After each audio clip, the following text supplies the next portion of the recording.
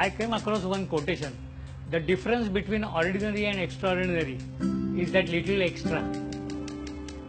आणि तेव्हाच मी ठरवलं की दॅट लिटिल एक्स्ट्रा आपण बनायचं आणि मला वाटतं मी ते बनलोय.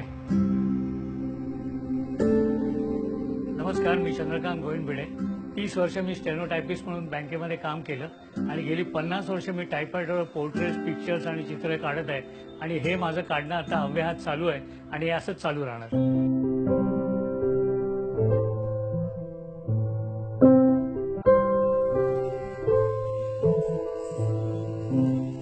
एक दिवशी काय झालं, साहेबांनी मला सांगितलं की चंद्रकांत, इंटरकॉमची लिस्ट आहे की तुला जेव्हा वेळ मिळेल तेव्हा मला काढून टाईप करून दे. सहज मनात आलं की आपण वेगळ्या तऱ्हेने जरा काहीतरी करूया म्हणून मी ती इंटरकॉमची लिस्ट टाईप करताना मी तो टेलिफोनच्या आकारातच टाईप केला. त्यामुळे त्या ह्याला गेटअप आला खूप आणि सगळ्यांना आवडलं ते. आणि तिथून ह्या माझ्या टायपिंगच्या चित्र काढण्याच्या ह्याला सुरुवात झाली.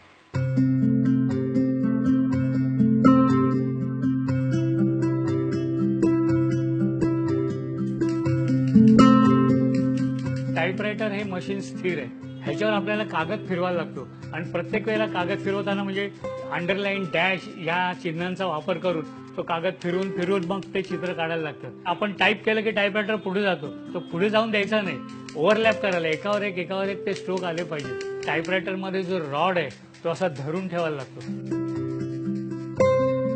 ह्याच्यामध्ये मी एक बटालियन काढली, म्हणजे मी करू शकतो ती बटालियन. त्याच्यामध्ये काय असतं, पहिल्यांदा तुम्ही @ एक सगळी लाईन मारून घ्यायची, झालं. म्हणजे त्याचं ते अंग येतं. मग नंतर स्मॉल अँड आहे ते जर असं ऍडजस्ट करून तो अँडचा वरचा भाग आहे ते असं डोकं येईल. परत हळूच खाली घेऊन कॅपिटल W मारायचा की ते 2 पाय आल्यासारखे होतात. आणि मग इन्व्हर्टेड कॉमा घ्यायचा आणि मग ते परत तिकडे मारायचं, म्हणजे जणू काय सॉक्स किंवा बूट घातलेत असं. आणि नंतर स्ट्रोक घ्यायचा, स्लँटिंग स्ट्रोक, आणि तो मारला की जणू काय हातात तलवार किंवा बंदुकी वगैरे.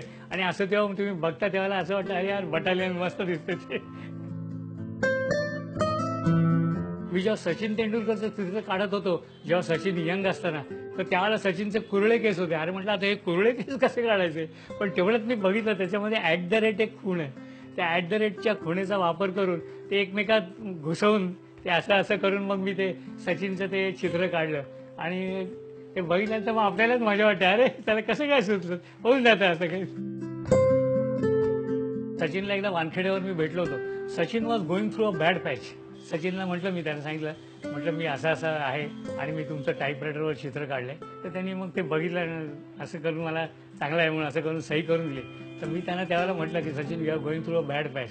तर म्हटलं this photograph will bring you good luck. आणि मला अजून आठवतंय की त्या फोटोनंतर सचिन रिटायर होईपर्यंत कधी फेल गेलाच नाही, म्हणजे खेळतच होता.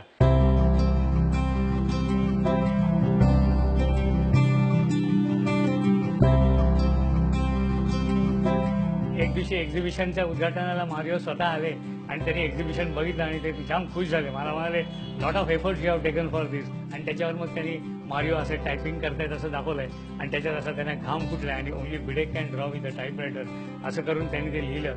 आणि ते माझ्या हातात देताना मला त्यांनी सांगितलं की Chandrakant, now I will be shifting to Goa. तर मी गोव्याला जाणार, तर I would like to have my caricature done by you on the manual typewriter with your signature. ते सही करताना अक्षरशः माझा हात कापत होता, एवढ्या मोठ्या माणसाला द्यायचं.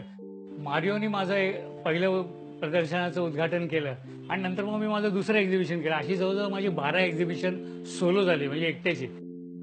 मला पुण्यातला एक प्रसंग अजून आठवतोय की माझं एक्झिबिशन चालू असताना दुसऱ्या दिवशी इन्स्पेक्टर आले, 2-4 पोलीस आणि इन्स्पेक्टर.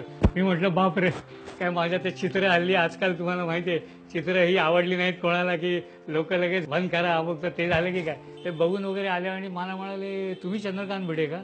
तर म्हटलं हो. आणि मला आयुष्यात मिळालेली ग्रेटेस्ट कॉम्प्लिमेंट आणखीन काय असेल, ते 3 पावलं पाठी गेले, पुढे आले 3 पावलं आणि मला एक सॅल्यूट केला त्यांनी.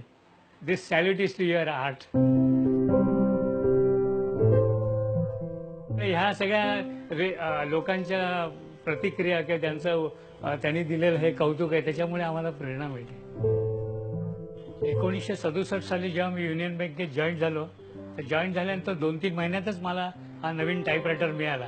जवळजवळ 30 वर्ष सर्व्हिस करून मी 1996 साली VRS घेतली. माझ्या फेअरवेलला जवळजवळ 600-700 लोक आले होते बँकेचे.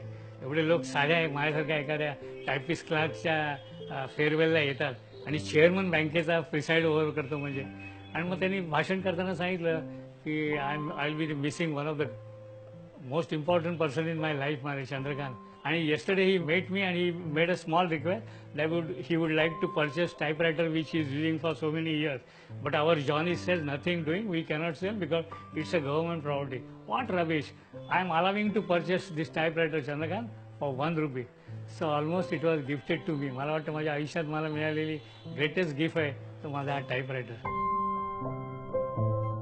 एक दिवशी मारिओ मिरांडा आणि आम्ही गप्पा मारत असताना मला म्हणाला, Chandrakant, the day will come when you will come out with your on book. ते पुस्तक तयार आहे पण मारिओ नाही आहेत. जगातील वेगवेगळ्या युनिव्हर्सिटीजच्या लायब्ररीजमध्ये वगैरे, भारताच्या लायब्ररीजमध्ये वगैरे हे पुस्तक पाठवायचं की ज्या ह्यानी कळेल की भारतामध्ये सुद्धा एक माणूस असा आहे की जो आज इतके वर्ष टाईपरायटरवर चित्र काढते आणि अजून सुद्धा ते अभ्यास चालू आहे.